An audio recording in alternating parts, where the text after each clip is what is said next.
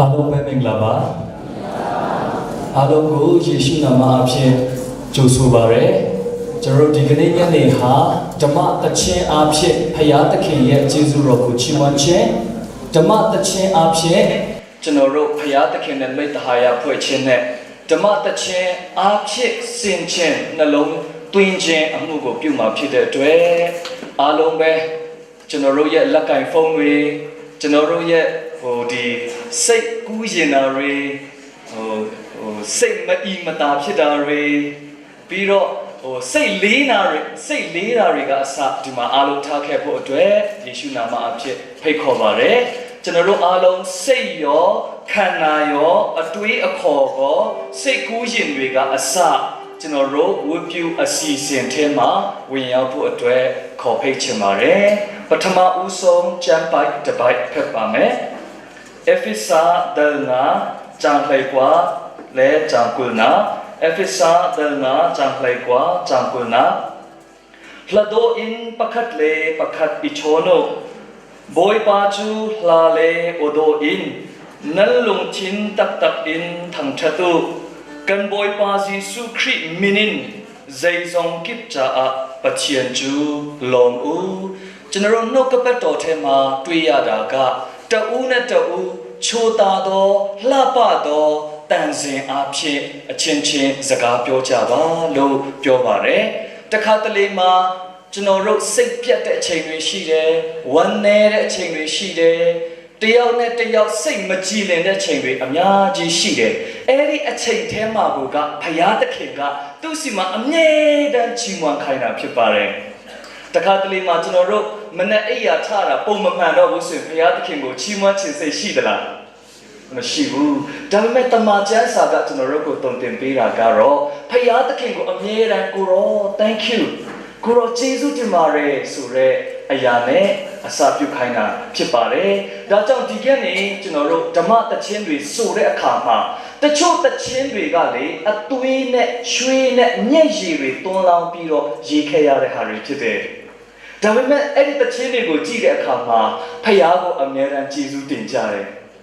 CCU ကျောင်းသူကျောင်းသားများဆရာဆရာမများနဲ့ဝန်ထမ်းအားလုံးယုံကြည်သူမိကူမောင်နှမအယောက်စီတိုင်းပဲကျွန်တော်တို့ရဲ့အသက်တာထဲမှာဘာပဲကြုံလာဘာပဲခံရဖခင်သခင်ကိုအမြဲတမ်းချီးမွမ်းဖို့အတွက်ဒီညနေခေါ်ဖိတ်ချင်တာဖြစ်ပါတယ်အားလုံးဆုတောင်းကြပါစို့အသက်ရှင်သောဖခင်ကိုရောရှင်ရဲ့ကျေးဇူးတော်ကိုချီးမွမ်းကြပါရယ်အစီအစဉ်အစလည်းအဆုံးတိုင်ကိုရောလက်ဝဲတဲ့စက္ကန့်အနံပါရယ်ယေရှုနာမ၌ဆုတောင်းစက္ကန့်အနံပါရယ်ဖခင်သခင်အာမင်အခုချိန်ကတော့ကျွန်တော်တို့ကျောင်းအုပ်ကြီး Reverend Dr. Henry Siang ကနေပြီးတော့ hymn နဲ့ပတ်သက်ပြီးဒီအစီအစဉ်နဲ့ပတ်သက်ပြီးတော့ခွန်အားပေးတိုက်တွန်းမယ့်အချိန်ဖြစ်ပါတယ်အချိန်အနည်းငယ်ယူဖို့အတွက်ဆရာကြီးကိုဖိတ်ခေါ်ပါတယ်လွန်ခဲ့သောစက္ကန့်တော်တော်များများမှာကျွန်တော်ဒီအခွင့်ကိုရသည့်အတွက်ဆရာကိုကျေးဇူးတင်ပါတယ်မပြင်းမစင်ဘူးတရားလဲဟောတာမဟုတ်ဒီအတွက်ပြင်ဆင်ချိန်လည်းမရှိဘူးကျွန်တော်ဘုရားတော်မျက်နှာတော်မကြည့်လိုက်ရဘူးဆမမလည်းကိုကျွန်တော်ကြည့်ခိုင်းတယ်ကျွန်တော်ဒီမှာကျေတီတို့ဘာလို့အပေါ်အောက်တို့ဘာလို့မဟုတ်စနေဆမမလည်းရမှာဖြစ်ပါလိမ့်မယ်လို့နော်ကျွန်တော်လွန်ခဲ့သော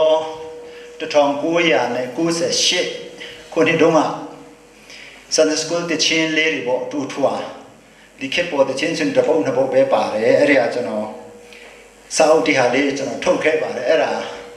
ပြတ်တိုက်မှာထားဖို့ကျွန်တော်သွားလေးရမှာကျွန်တော်အိတ်ထဲမှာပါတော့အဲ့ဒီထဲမှာကျွန်တော်ရေးခဲ့တဲ့အမှားစကားလေးကျွန်တော်မြန်မာလိုဖတ်ပြချင်ပါတယ်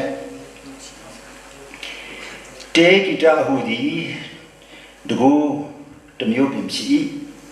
လူသားအပါအဝင်တရှိတတဝအလုံးအတွက်ဘုံစကား universal language ပြင်ရှိပညာရှင်ပလေတူကတေဂီတာဒီလူစိတ်ဝိညာဉ်အတွက်အစာခုံအားဖြစ်ပြီးဟုဆိုခဲ့သည်။ကျွန်တော်ရဲ့တခြင်းစာဝါတော့ဒီမှာကျတော့တိတ်ဆိတ်ချင်းညီးတံပေါ့နော်ဒီမှာတိတ်ဆိတ်ချင်းညီးတံအပါအဝင်ဒီဓမ္မတေစုဟုတည်စုတော်ဇနိ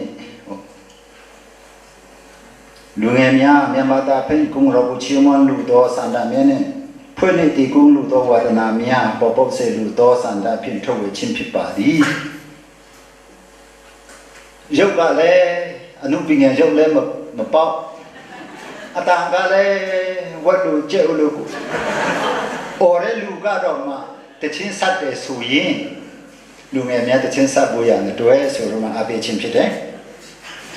ပြည့်စုံမှုဟူသည်တီဆိုသူဤခံစားချက်တဲ့ပေါ်မူတည်သောကြောင့်အားလုံးအတွက်ပြည့်စုံပါစေလို့ဆုမွန်တောင်းပါလေဆိုတဲ့ဟာဖြစ်တယ်ဒီနေ့မှာကျွန်တော်အချက်လေးနှစ်ချက်ပြောချင်ပါတယ်ပထမကကဘာမှာအားလုံးတယောက်ရဲ့စကားတယောက်ရဲ့အကြိုက်ကိုတခြားတယောက်ကတခြားလူမျိုးစုတစုကလိုက်တူလိုက်ဆိုလိုက်သုံးတဲ့သဘောတရားတွေ့ရပါတယ်တချို့ကြတော့ကောင်းလွန်းလို့ညစ်ဒီယာတီဒီဘယ်လိုပဲကြာနေပါစေတမိုင်းကအဲ့ဒီဥစ္စာကောင်းဒီအကြောင်းဖို့ပြသည့်အတွေ့ကျွန်တော်တို့လိုက်ပြမတင်ရတယ်ပြုတ်လို့ရတယ်စူးစမ်းရတဲ့အရာတွေရှိတယ်တချို့ကြတော့စီပေါ်ကြီးတမားများကအထူးသဖြင့်ပွဲတွေဝဲတွေကိုပေါ်မှာထူနေတဲ့လူကယထာပေါ်ငွေနှကောင်လေးစိချက်ချင်းလေးပြောက်တယ်ဆိုမှရောင်းတဲ့သဘောလို့ကြေညာကြောင်းရတာကောင်းလုံးလို့ကြေညာကြောင်းရတက်လို့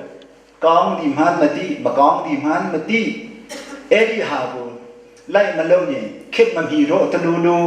ဝိညာဉ်မဆန်တော့တလူလူနဲ့ကျွန်တော်တို့ကဒီလိုက်တူနေရတဲ့အရာတွေလည်းရှိတယ် theology စကားနဲ့ပြောရရင်တော့ကျွန်တော်တို့ contextualization လို့ခေါ်ပါတယ်ဥရောပကယူလာတဲ့အာရှမိုင်းနာကပုတ်ဖွာလာတဲ့ဝဲမဲ့ွယ်တရင်ကောင်းဥရောပကနေအာရှရောက်လာတဲ့အခါအဲ့ဒီဝဲမဲ့ွယ်တရင်ကောင်းကသာသနာပြုဆရာများကနေတဆင့်ကျွန်တော်တို့စီရောက်လာတဲ့ခါကျတော့သာသနာပြုဆရာများကသူတို့သုံးတဲ့ခွက်ဖလားနဲ့ဒီဟာကိုယူလာတယ် steel zone steel ခွက်တီ steel ပကံတွေနဲ့ပေါ့တို့တော့ဗမာပြည်အထူးသဖြင့်ချင်းပြည်နယ်မှာဆိုရင်လန်တဘဲမီဦးပဲရှိတယ်လိုက်ဘဲလည်းရှိတယ်ဇွန်ခင်းလည်းမစားတတ်ဘူးမတုံးတတ်ဘူးဖျားပေးတဲ့တဘာဝဇွန်ခင်းလည်းပဲအာရပါရစားရဒီနေရာမှာကျွန်တော်တို့ကတတိမထတတ်တာကအဲ့ဒီသာဝရသက်ဆိုင်ကြီးယူလာတဲ့အထဲကသက်ဆိုင်ကြီးထဲလာတဲ့ခွက်ကိုကျွန်တော်တို့အထဲကတကယ်ဝတ်မြွယ်တရင်ကောင်းသက်ဆိုင်ကြီးနဲ့ကျွန်တော်တို့မှားတတ်ပါတယ် music မှာလည်းပဲဒီဟာတွေသဘောတရားလေးရှိပါတယ်ကျွန်တော်ဆရာကပြောလိုက်လို့ဒီ book sale မှာတော့ကောက်ပြီးတော့ဒီစိတ်တင်တာပြောမှဆိုလို့အဲ့ဒါနဲ့ကျွန်တော်စာအုပ်ထဲကဒီကျွန်တော်မှတ်မိတဲ့ဟာကိုပြန်ရှာကြည့်တော့မှန်တဲ့အရာလေးတစ်ခုပြောချင်တယ်ဥပမာဆိုပါစို့ hallelujah chorus ကျွန်တော်တို့ဒီဆိုတဲ့အခါမှာတချို့ကမတ်တရတပေါ့အဲ့လိုဆိုရင်ဗမာပြည်မှာ hallelujah chorus ဒီဆိုရင်ကျွန်တော်တို့အားလုံးမတ်တရမလားမတ်တမရရင်ခက်မပြီဘူးလားဆိုတဲ့ဟာမေခွန်းမေးစရာရှိပါတယ်တော့ကျွန်တော်တို့ဒီ dictionary of music ထဲမှာသူတို့ဘယ်လိုပေါ်ပြထားတယ်လဲဆိုတော့ဒီစာအုပ်ကမှန်ချင်မှမှာပေါ့နော်တို့တကဘာနဲ့အဝမ်းတို့ပြန်ဝယ်တဲ့ dictionary of music ဖြစ်တဲ့အတွက်အဲ့ဒီမှာသူဘယ်လိုပေါ်ပြထားလဲဆိုရင်1943မှာဒီမေစာယာဆိုတဲ့ဒီတချင်းရှိကြီးကိုပြဆက်ကြီးကိုဟန်ဒယ်ကမစ္စတာဟန်ဒယ်ကသူတီကုံပရမတ်တီဆိုတဲ့အခါမှာ George II က and he shall reign forever and ever ဆိုရဲအပိုက်ရောက်လာခါကျတော့သူ့ကိုပြောကြတယ်ထီလို့ဆိုပြမရောင်မှားပြမမတ်တိုက်ရတာဒီစာအုပ်ရဲ့အဆူနော်တချီအဆူလည်းအများကြီးရှိသေးတယ်အဲ့ဒီတော့သူစင်ပရင်ကမတ်တိုက်ရတော့တငယ်ချင်းမဟုတ်ဘူးစစ်သားများကလည်းအချွေရများကလည်းပဲမတ်တိုက်ရတော့ဟာလေလုယာခေါ်ရစတီဆိုရင်မတ်တိုက်ရတဲ့ထုံးစံလေပေါ်လာရောမတ်မရရဘူးမတ်ရမဆိုရဟာတဲ့ကျွန်တော်တို့ကတွေ့အရေးကြီးတာက Hallelujah Chorus ရဲ့ content ဖြစ်ပါတယ်အဲ့ဒါလေးပြောချင်တယ်ခုနကျွန်တော်တို့ပြောသလို music ဆိုတဲ့ဟာကလူမပြောနဲ့တရိစ္ဆာန်မပြောနဲ့တစ်ပင်ပန်းပင်ဒီကတော့မခံစားရတဲ့ music ဆိုတော့တိုးတော့ခံစားရချင်းမတူဘူးဒီမှာခုခက်ကလေးတွေကအိမ်မှာအဖေကအမေကဘယ်လောက်ပဲကောင်းကောင်းချက်ပေးနေပါစေလမ်းဘေးမှာထမင်းကြံနေကိုအချင်းနဲ့မုံငယ်ဟိုပါလေဟိုပေါ့မုံငယ်နေမဟုတ်စနုံမုံနေရောပြမနေပူစာတမ်းပလတ်စတစ်နဲ့ထုတ်ရင်အဲ့ဒါကိုသူစားချင်ကြတယ်အိမ်ကဘယ်လောက်ပဲကောင်းကောင်းအဲ့ဒီသဘောတရားကကျွန်တော်ဒီမှာလည်းရှိတယ်ပြောချင်တာက music မှာလည်းအကြိုက်မတူဘူးအတက်တရွယ်လိုက်လည်းမတူဘူးပညာရှင်အတန်းလိုက်နေလည်းသူခက်တည်ဆူရတဲ့အရာမျိုးကလူတခါတလေလူတော်တော်ကြိုက်တာနဲတယ်သို့တော့ခက်ခဲတဲ့အရာတိုင်းအကောင်းမဟုတ်ပေမဲ့ music နဲ့ပတ်သက်လာရင်တော့ခက်ခဲတဲ့အရာကတော့ဟိုပေါ့ဘုံပဲတီးရမယ်တချင်းနဲ့စာရင်တော့ဒီ music ပညာမှာတော့နည်းနည်းလေးအခက်ခဲတော့ရှိမှာဟိုအဆင့်တော့ရှိမှာပေါ့နော်ဒီတဘောတရားနှစ်ခုကိုဒီမှာလာတော့တရားနာပရိသတ်ညီကောင်မောင်မှများဒီမှာ live ကနေလည်းရှင်သေးတယ်ဆိုတော့အကြတဲ့မှာပမာနဲ့လည်းပြောရသေးတယ်ဆိုတော့နော်အေးအားလုံးဒီဖျားသခင်ကကျွန်တော်တို့ကိုဘုံစကားပေးထားတယ်အဲ့ဒါကိုသူ့ရဲ့ဂုဏ်တော်ချီးမွမ်းမှုရတဲ့အတွက်အသုံးပြုကြရအောင်ဆိုပြမှာညီကောင်ချုပ်ချင်ပါတယ်အားလုံးဖျားသခင်ကောင်းချီးပေးပါစေ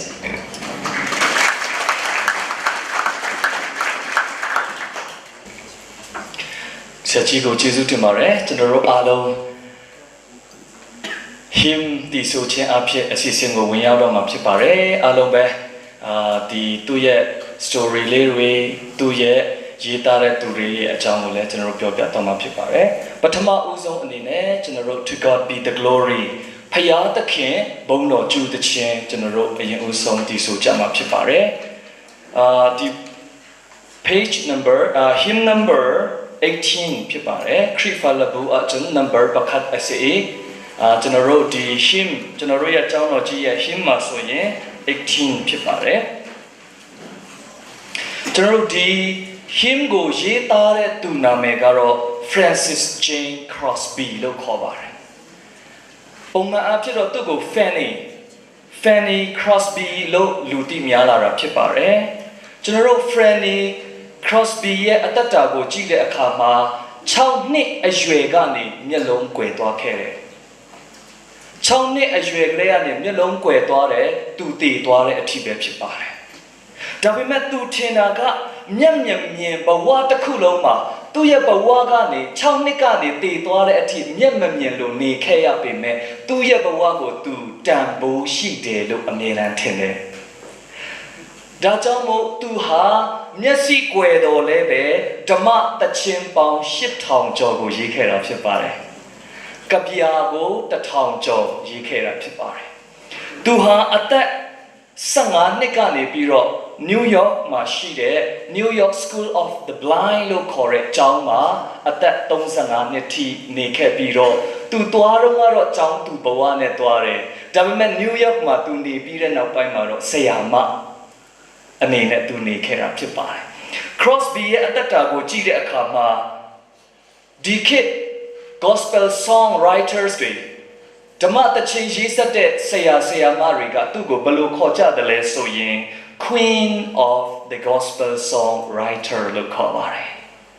Queen of the Gospel Songwriter လို့ခေါ်တယ်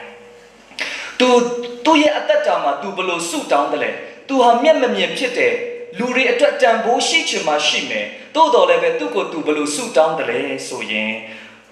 ထာဝရဘုရားကျမကိုအမှုတော်အတွက်အသုံးပြုပါ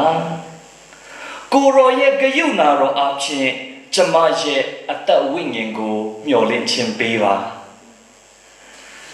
ကျမရဲ့ဆန္ဒများတို့ကျမမလိုက်ပဲနဲ့ကိုရောရဲ့အလိုတော်အတိုင်းပဲလိုက်လျှောက်ဖို့အတွက်တုံ့တင်တော်မူပါဆိုပြီးတော့သူရဲ့အတ္တတာကိုပေးအပ်ခဲ့တာဖြစ်ပါတယ်ဒါကြောင့်သူရဲ့အတ္တတာကိုကြည့်တဲ့အခါမှာလူတွေအတွက်တော့သူဟာတန်ဖိုးမရှိတယ်လို့ဖြစ်ပေမဲ့လည်းသူရဲ့အတ္တတာမှာဖယားသခင်နဲ့ပတ်သက်ဆက်နွယ်တဲ့အခါမှာသူ့တန်ဖိုးကိုသူမြင်လာတာဖြစ်ပါတယ်ဒါကြောင့်ကျောင်းသူကျောင်းသားများအနေနဲ့လည်းကျွန်တော်တို့စီမှာဖယားကပေးထားတဲ့တန်ဖိုးတွေရှိတယ်ဆိုတာမမေ့ကြပါနဲ့ဒါကြောင့်မို့သူဟာနဲ့892မှာ To God be the glory ဆိုတဲ့တခြင်းလေးကိုသူရေးသားခဲ့တယ် John chapter 3 verse 16ရှင်ယောဟန်အခန်းကြီး3အပိုင်ငယ်16ကိုကိုးကားပြီးတော့သူဟာရေးထားတာဖြစ်ပါတယ်ထာဝရဘုရားဟာလူတိုင်းကိုချစ်တယ်လူတိုင်းကိုကယ်တင်တယ်ဒါကြောင့်ခရစ်တော်အားဖြင့်ကယ်တင်တယ်ဆိုတာကိုသူအခြေခံတာဖြစ်ပါတယ်ဒါကြောင့်မို့ဒီတခြင်းလေးဟာအင်မတန်မှကျွန်တော်တို့ဆိုတဲ့အခါမှာလေTo God be the glory ဘာအဲ့လိုမျိုးပဲမဟုတ်ပဲနဲ့ဟုတ်ပြီဖယားသခင်ကိုကျွန်တော်တို့ကိုချီးမွမ်းရမယ်ဖယားသခင်ရဲ့ဘုန်းတော်အတွက်ဖြစ်ရမယ်ဘာကြောင့်လဲကျွန်တော်ကိုဖယားသခင်ကခရစ်တော်အဖြစ်ကယ်တင်လို့ဖြစ်တယ်ဆိုတာကိုသိမှတ်ခြင်းအဖြစ်ဆိုဖို့ဖြစ်ပါတယ်ဒီတခြင်းလေးကို1954ကဘာကျော် evangelist တယောက်ဖြစ်တဲ့ Billy Graham အင်္ဂလန်နိုင်ငံလန်ဒန်မြို့မှာတရားဟောလာတဲ့အချိန်မှာအမည်မသိတဲ့လူတစ်ယောက်ကအဲ့ဒီတခြင်းလေးကိုသူ့ကိုပေးခဲ့ပါတယ်။အဲ့ဒီတခြင်းကိုနားထောင်တဲ့အခါမှာ Billy Graham အင်မတန်မှသဘောကျတဲ့အတွက်သူ့ရဲ့တရားဟောခြင်းအစီအစဉ်မှာအဲ့ဒီတခြင်းကိုဆိုကြတယ်။ဆိုတဲ့အခါမှာဟုတ်ပြီဖယားသခင်ကခရစ်တော်အဖြစ်ငါ့ကိုကယ်တယ်။ဒီလောကကြီးထဲမှာငါ့ကိုမကယ်နိုင်ဘူး။စိတ်တကြရင်လည်းကိုဟာကိုစိတ်တကောင်းအောင်မလုပ်နိုင်ဘူးခရစ်တော်ကပဲဒီအရာတွေအတွက်ကယ်တင်ပေးနိုင်တယ်ဆိုတော့အသိစိတ်နဲ့သူတို့ကြွေးကြော်တဲ့အခါမှာခုနဆရာကြီးပြောတဲ့ Hallelujah chorus လိုမျိုးပုံစံနဲ့အကျေအားသွန်ခွန်ဆိုင်နဲ့သူတို့ဆိုကြတာဖြစ်ပါတယ်အဲ့ဒီနောက်ပိုင်းမှာ Billy Graham နဲ့အဖွဲ့တွေဟာ US ကိုပြန်သွားတဲ့ချိန်မှာလည်းအဲ့ဒီတခြင်းဟာ United States မှာပြန်နှံ့သွားခဲ့ပါတယ်ဒါကြောင့်ကျွန်တော်တို့လည်းဖယားသခင်ကိုဘုန်းတော်ချီးမွမ်းကြပါစို့လို့နော်အားလုံးထိုင်ရင်းနဲ့ပဲကျွန်တော်တို့ဒီဆိုမှာဖြစ်ပါတယ်တခြင်းဥဆောင်တဲ့သူများ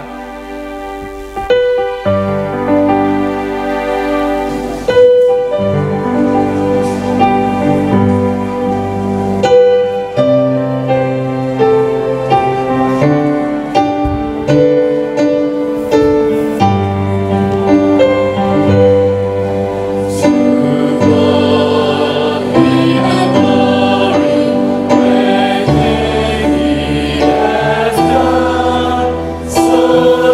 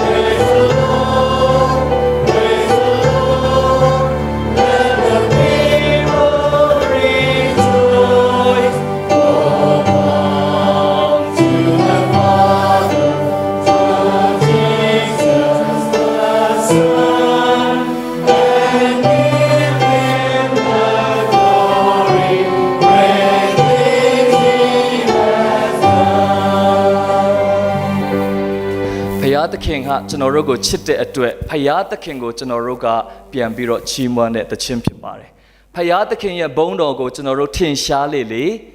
တဘာသူတွေအတွက်ကျွန်တော်တို့တွေဟာတက်သေးကောင်းဖြစ်လေလေဖြစ်ပါတယ်ဒီသခြင်းလေးဟာကျွန်တော်တို့ကိုအင်မတန်မှခွန်အားပေးတဲ့အချင်းသခြင်းဖြစ်ပါတယ်ဒုတိယတစ်ပုဒ်အနေနဲ့ကျွန်တော်တို့ဖယားသခင်ကိုချီးမွမ်းပြီးတော့စင်ချင်နှလုံးသွင်းမဲ့သခြင်းကတော့ What a friend we have in Jesusကျွန်တော်တို့စီမှာဘလောက်ကြီးမြတ်တဲ့ယေရှုခရစ်တော်ရှိတယ်လဲဆိုတဲ့တန်စင်လေးနဲ့တခြင်းလေးနဲ့ဖြစ်ပါတယ် Hymn number 103တရားနဲ့3ဖြစ်ပါတယ်ခရစ်ဖာလဘူးဇထုမ်လေပစရိ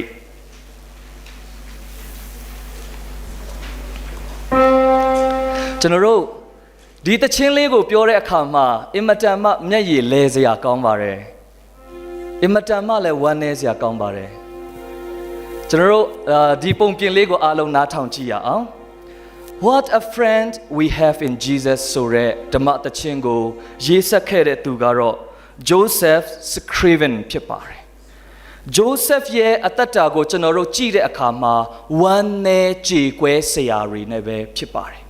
ဒါကြောင့်တချို့လူတွေကသူ့ကိုဘယ်လိုခေါ်တယ်လဲဆိုရင်ဝမ်းနည်းကြေကွဲခြင်းနဲ့ပြေဝနေတဲ့လူသားလို့ခေါ်တယ်ลุงเรทัยครัวฮาร์วันสังเลมิดลีเฮไอเจียมีมินุงเตียอันรักตีบาพิโลเลสุโรตูฮาเงๆกะเดกะနေပြီးတော့ marine လို့ခေါ်တဲ့ဒီတက်စစ်တက်ထဲကိုသူဝင်ချင်တာဖြစ်တယ်သူ့ရဲ့တိုင်းပြည်အတွက်သူ့ရဲ့လူမျိုးအတွက်သူပါဝင်ချင်တယ်သို့တော်လည်းပဲကျမ်းမာရေးမကောင်းတဲ့အတွက်သူဟာအပေခံရတယ်မင်းကစစ်သားလို့မရဘူးဆိုတော့အပေခံရတယ်တစ်ချက်နောက်ထပ်သူဟာโอเคဆိုပြီးတော့သူဟာသူရဲ့ Ireland နိုင်ငံသားဖြစ်ပါတယ်သူဟာသူနေတဲ့မြို့ကလေးမှာချစ်သူရည်စားရခဲ့ပါတယ်သူချစ်သူနဲ့အရန်ချစ်ကြတယ်အရန်နဲ့လည်းဂယုစိုက်ကြတယ်သူတို့ engage လုပ်ကြတယ်စိတ်ဆက်ကြတယ်ဒါပေမဲ့စိတ်ဆက်ပြီးတဲ့နောက်ပိုင်းမှာမင်္ဂလာပွဲရက်နီးလာတဲ့အချိန်မှာ Joseph ကသူ့ရဲ့သရိုးသမီးကိုမျှော်တော်လဲပဲသူ့ရဲ့သရိုးသမီးဟာပေါ်မလာခဲ့တော့ဘူး။ဘာဖြစ်လို့လဲဆိုတော့သူ့ရဲ့သရိုးသမီးဟာတည်ဆုံးသွားခဲ့တယ်။အဲ့ဒီအချိန်မှာသူ့ရဲ့ဘဝမှာငါကကံမကောင်းတဲ့လူသားပါလားဆိုပြီးတော့ကိုဟာကိုထင်ပြီးတော့သူဟာဘယ်ကိုသွားတယ်လဲဆိုရင်ကနေဒါနိုင်ငံကိုသွားခဲ့တယ်။ကနေဒါနိုင်ငံကိုငါသွားမယ်။ငါရဲ့ကံဆိုးခြင်းတွေအားလုံးဖြေဖြတ်အောင်လုပ်မယ်ဆိုပြီးတော့ကနေဒါကိုသွားခဲ့တယ်။ကနေဒါကိုရောက်တဲ့အခါမှာသူဟာဒီချစ်သူကောင်းမလေးတယောက်နဲ့ပြန်ပြီးတော့စိတ်ဆက်ပါတယ်စိတ်ဆက်တော်လည်းပဲခဏမကြာခင်မှာပဲအဲ့ဒီကောင်းမလေးဟာလည်းနေမကောင်းဖြစ်ပြီးတော့တည်ဆုံးသွားပြန်ခဲ့တယ်ဒါကြောင့်မို့ဂျိုးဆက်ရဲ့အသက်တာကိုကြည့်တဲ့အခါမှာငါဟာကံမကောင်းတဲ့လူဖြစ်တယ်ငါဟာဒီအရာတွေနဲ့မလွတ်နိုင်ဘူးဆိုပြီးတော့သူ့ရဲ့ဘဝကိုဘယ်လိုလုပ်လိုက်တယ်လဲဆိုရင် a life of service သူများတွေကိုငါကိုငါအတွက်မရှင်တော့ဘူးသူများတွေအတွက်ပဲရှင်တော့မယ်ဆိုပြီးတော့သူတတ်နိုင်တယ်လို့တောထဲမှာထင်းခုံးပြီးတော့ထင်းလေးတွေကိုလိုက်ပေးပါတယ်အဲ့ဒီအချိန်ကနေပြီးတော့သူဟာဖယားကိုတိလာတယ်အဲ့ဒီအချိန်မှာပဲ Ireland မှာနေတဲ့သူ့အမေကလုံးဝနေမကောင်းတော့ဘူးဆိုတဲ့သတင်းကိုသူကြားတယ်အဲ့ဒီမှာသူလည်းသူ့အမေစီကိုကဗျာတပုတ်ပို့လိုက်တယ်အဲ့ဒီကဗျာလေးရဲ့ခေါင်းစဉ်ကတော့ဘာလဲဆိုရင် What a friend we have in Jesus What a friend we have in Jesus all our sins and griefs to bear What a privilege to carry everything to God and pray ကျွန်တော်တို့ရဲ့ခံစားရတဲ့ကြေကွဲခြင်းတွေကျွန်တော်တို့ရဲ့ခံစားရတဲ့ဒုက္ခတွေကျွန်တော်တို့ရဲ့ခံစားရတဲ့ကိုမနိုင်ခြင်းတွေအပြစ်တရားတွေထဲကနေပြီးတော့မသေးဆောင်နိုင်တာကိုကူတယ်ပြီးမဲ့ခရစ်တော်ရှိတယ်ဘလောက်ဝမ်းသာစရာကောင်းတယ်လဲဆိုတဲ့အကြောင်းကိုသူ့အမေကိုစာပို့တဲ့အခါမှာသူ့အမေလည်းဝမ်းပန်းတတာနဲ့ကြမ်းမာစွာနဲ့နေထိုင်ခဲ့တယ်ဆိုတာကိုကျွန်တော်တို့တွေ့ရပါတယ်ဒါပေမဲ့ဂျိုးဆက်ဟာဒီကဗျာကိုရေးပြီးတဲ့နှစ်အနည်းငယ်အတွင်းမှာ1866မှာတည်ဆုံးသွားခဲ့ပါတယ်သူ့ရဲ့တခြင်းသူ့ရဲ့ကဗျာဟာဒီကနေ့ဒီလိုလူအများကြီးကတည်ဆိုလိုက်မယ်ဆိုတာကိုလည်းသူမသိခဲ့ပါဘူး ဒါကြောင့်မို့ကျွန်တော်တို့အားလုံးဒီတခြင်းကိုတည်ဆိုတဲ့အခါမှာအမှတ်ရနေဖို့ကကျွန်တော်တို့ရဲ့ဘဝသည်ပြဿနာဒုက္ခတွေကြုံနေရတဲ့အချိန်မှာကိုယ်တိုင်ပဲမထမ်းပါနဲ့ယေရှုခရစ်တော်နဲ့အတူတူထမ်းပါဆိုတာဖြစ်ပါတယ်အားလုံးတည်ဆိုကြရအောင်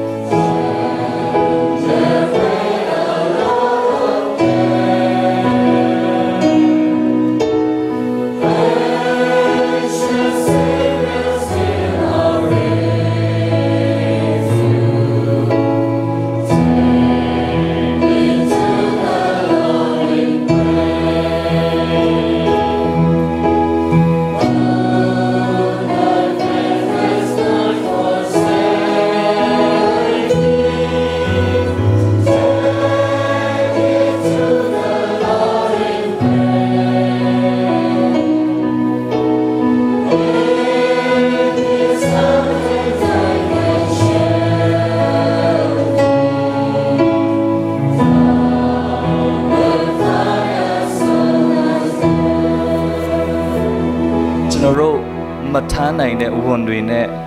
ကိုဟာကိုအားတင်းပြီးတော့ထမ်းနေသလားသူများကကျွန်တော်တို့ကိုမြင်တဲ့အမြင်ပေါ်မှာပဲအမြင်ကောင်းအောင်နေသလား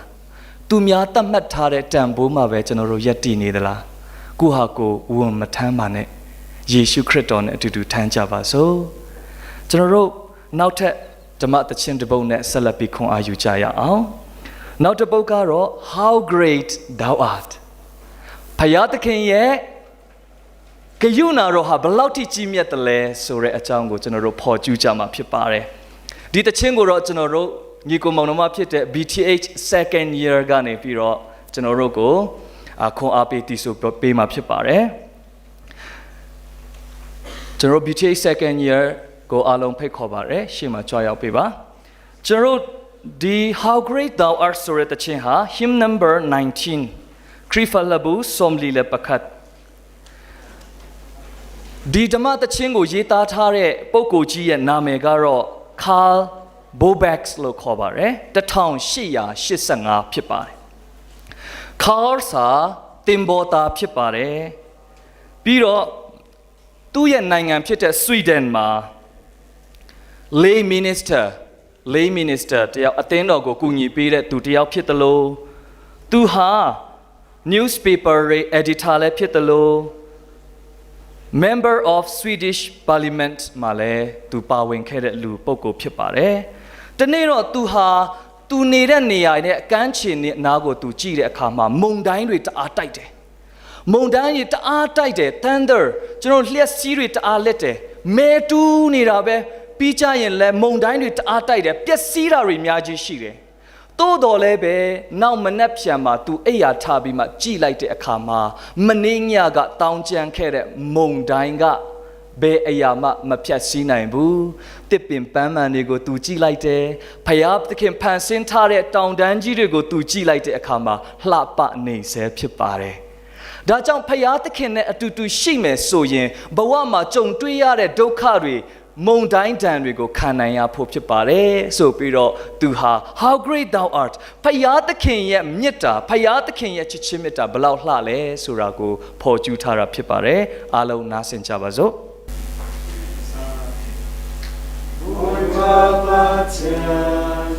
Na tua vinceria Dei, carotica, calumni apalo, arfile qua, dove quarina niki, natiltico, nakalam terko.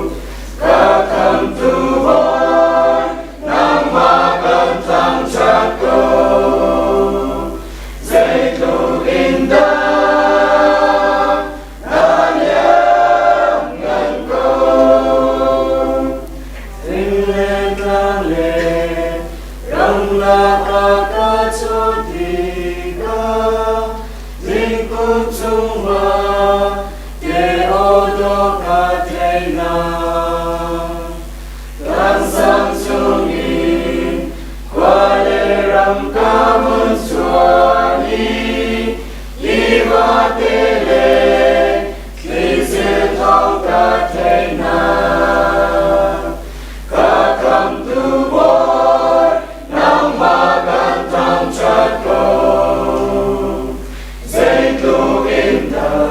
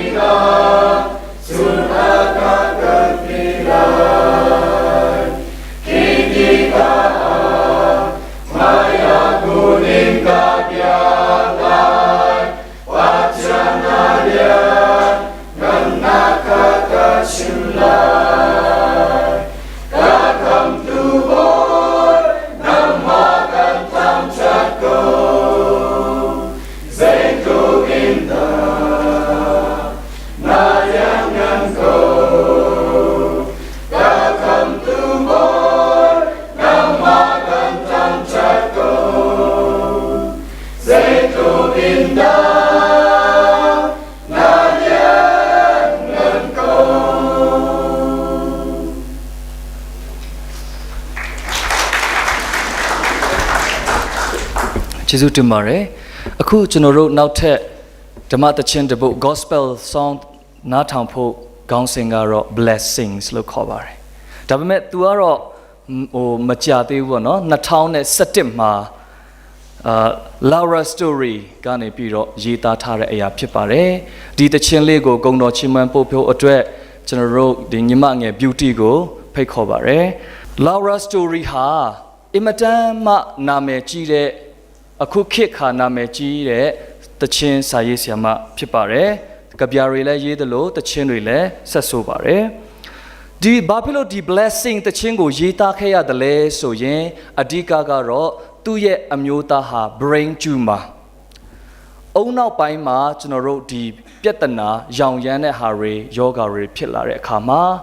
သူဟာဆေးရုံမှာပဲအချိန်ဖြုံးခဲ့ရပါတယ်အဲ့ဒီအတွက် Laura Story ဟာသူဖျားစီမှာတောင်းတယ်ဖျားကျမအမျိုးသားကိုကျမ်းမာစေပါကျမအမျိုးသားကိုနလန်ထူအောင်လုပ်ပေးပါလို့တောင်းတော်လဲပဲဖျားကမပေးပါဘူးတဲ့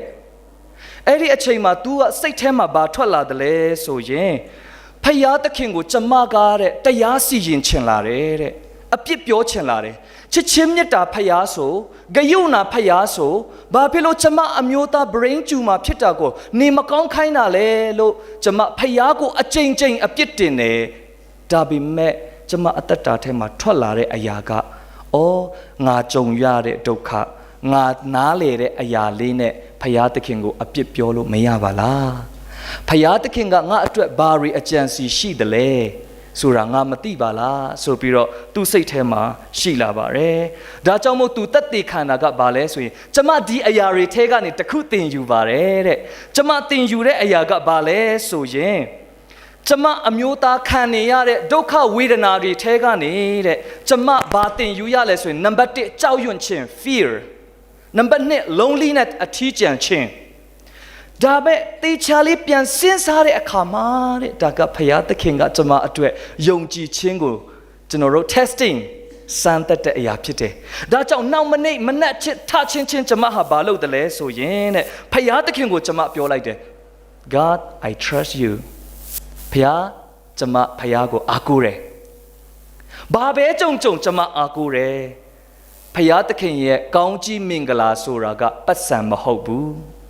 ဖယားကောင်းကြီးမင်္ဂလာဆိုတာကတိုက်တွေကားတွေမဟုတ်ဘူးဖယားကောင်းကြီးမင်္ဂလာဆိုတာကဖယားသခင်ရဲ့အလိုတွေထဲမှာဝင်ဆက်နိုင်ပြီးတော့ကျွန်တော်တို့ဖယားကိုအားကိုးနိုင်ခြင်းဖြစ်ပါတယ်ဆိုပြီးတော့တသက်ခံတဲ့သခြင်းဖြစ်ပါတယ်အားလုံးစင်ကြင်နှလုံးသွင်းပြီးတော့ခွန်အားယူကြပါစို့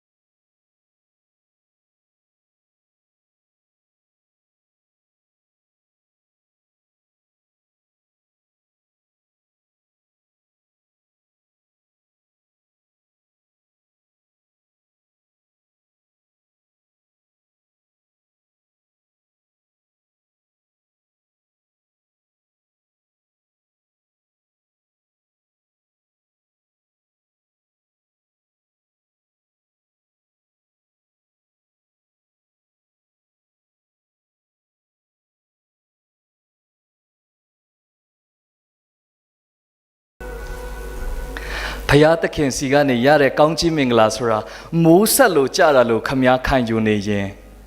ဘာဖြစ်လို့ကျွန်တော်တို့မျက်ရည်ကျခြင်းအဖြစ်လဲဖယားသခင်ရဲ့ကျေးဇူးတော်ကိုမခံစားရနိုင်မှာလဲကျွန်တော်ရဲ့အသက်တာမှာဆင်ခြင်ဖို့ဖြစ်ပါတယ်ခုတော့ကျွန်တော်တို့တကွမတည့်ရပြီးတော့ချီးမွမ်းရအောင်နော်နောက်တစ်ချင်းဓမ္မတစ်ချင်းတစ်ပုဒ်ကတော့ Nearer my God to thee ကျွန်တော်အားလုံးထိုင်ပါအောင်ခဏလေးပြီးမှပဲကျွန်တော်အားလုံးမတည့်ရဖို့ဖိတ်ခေါ်မယ်နီးစေပါကိုတော်ဖျား Nearer my God to thee ဒီဓမ္မသချင်းကိုရေးဆက်ခဲ့တဲ့သူကတော့ညီအမနှစ်ယောက်ဖြစ်ပါတယ်သူတို့နာမည်ကတော့ Sarah and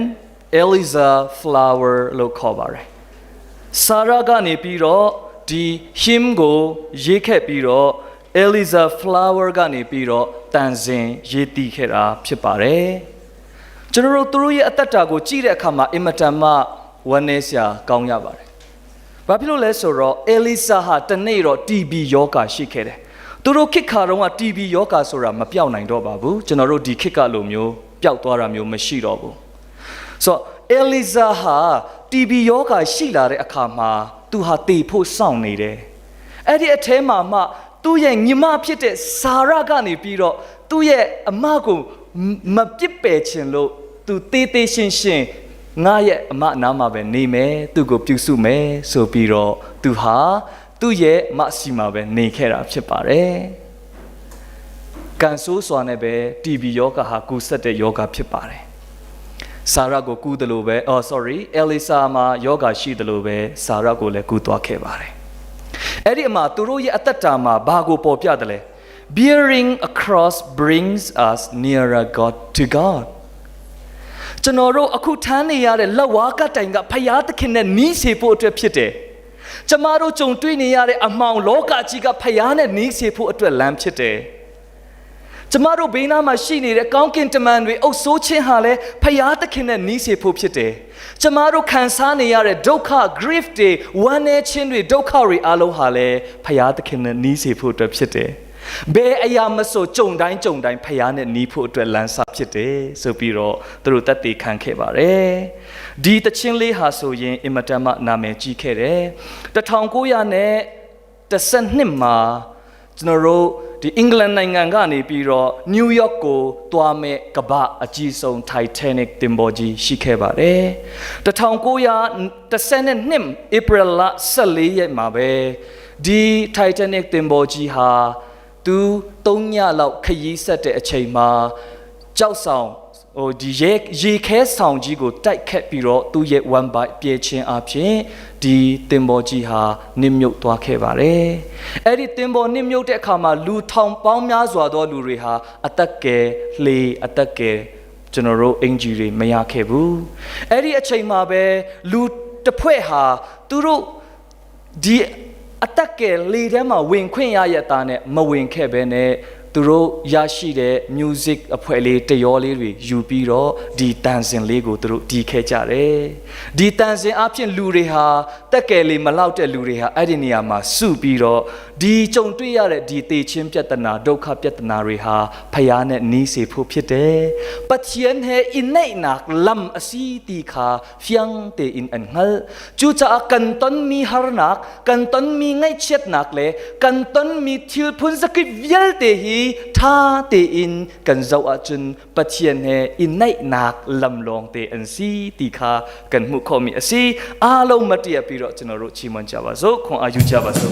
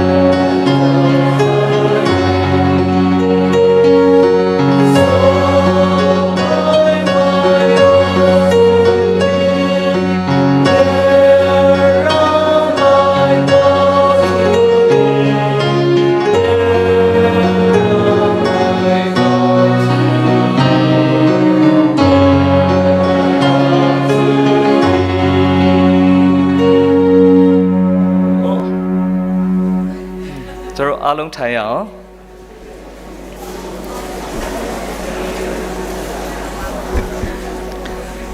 ကျွန်တော်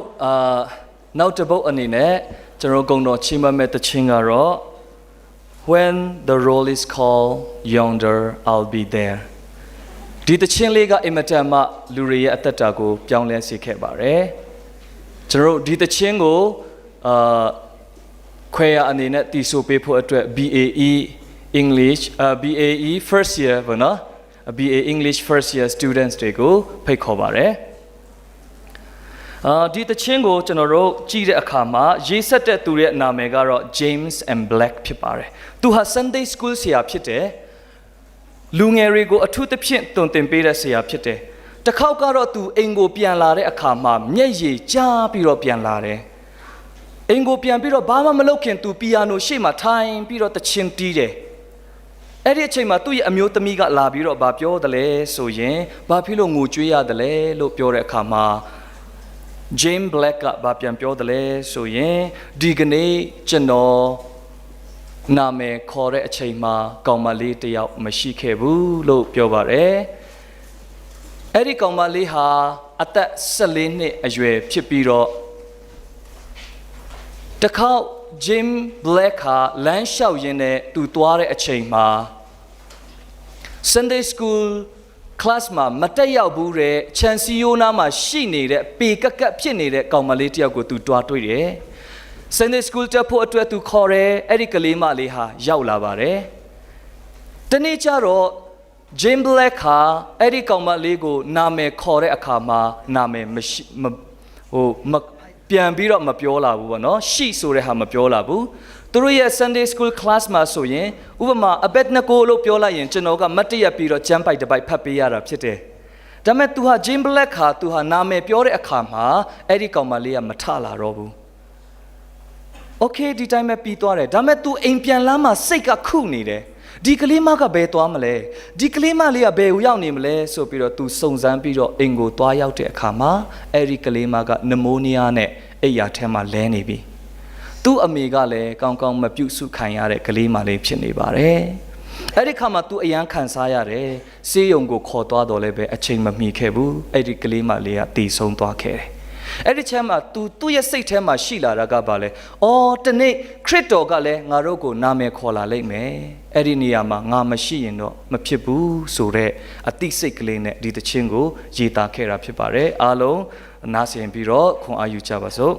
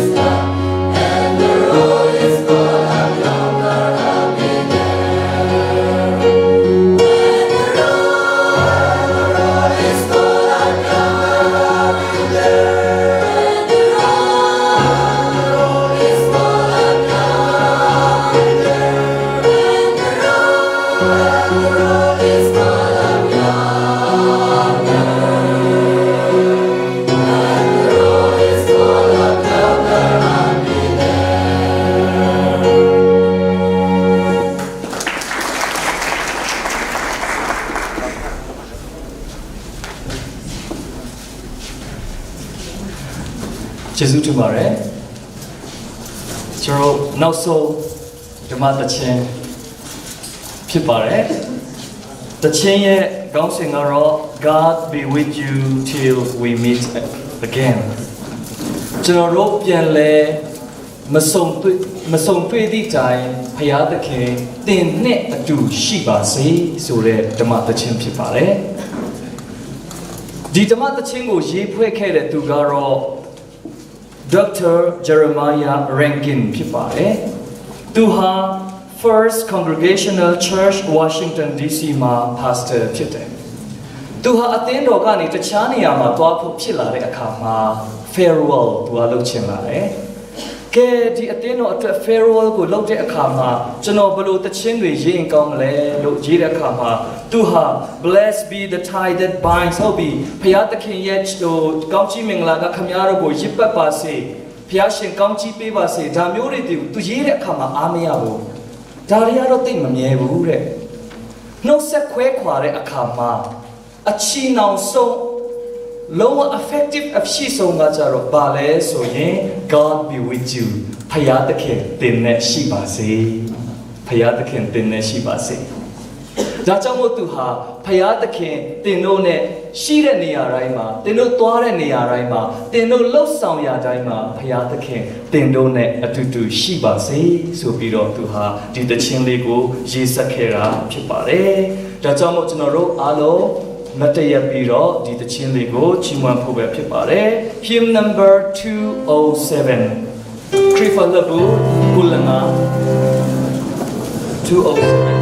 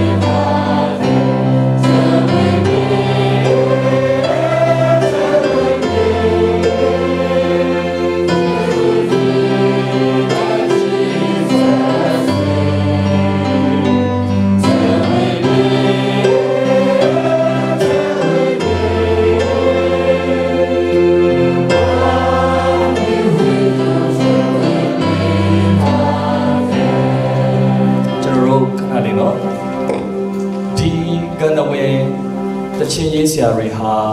သူတို့ဟာလည်းတာမန်လူတွေပဲဖြစ်ပါတယ်ဒါပေမဲ့သူတို့ရဲ့အသက်တာမှာသူတို့ကြုံတွေ့ရတဲ့အတွေ့အကြုံကနေပြီးတော့ဖယားသခင်နဲ့ပတ်သက်တဲ့အကြောင်းကိုသူတို့ဖော်ထုတ်တာဖြစ်တယ်อันมุตันมีซีนิงชงอินคันปัจเจียนเห็นในชินลังมังลาอันการพันโคจาฮิบันตุคลาโบลอารักชวกมีเซဒါကြောင့်မို့ကျွန်တော်တို့ဒီညနေမှာအားလုံးလေး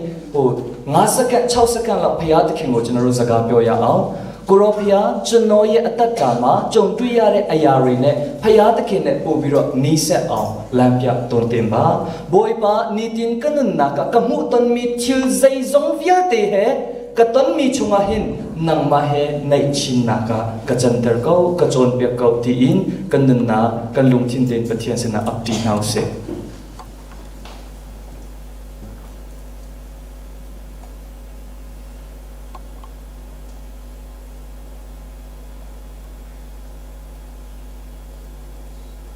ကိုရရှင်ပြ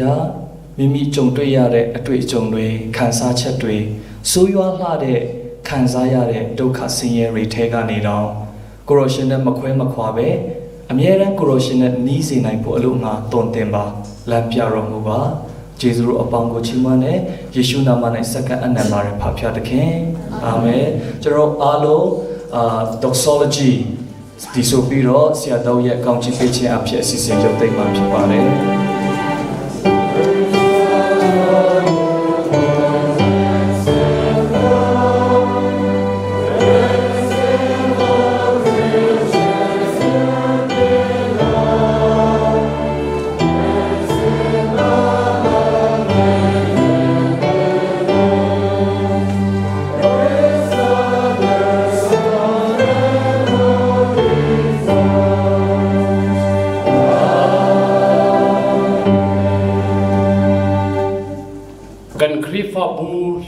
เทียมมีเวียลเตียนพวย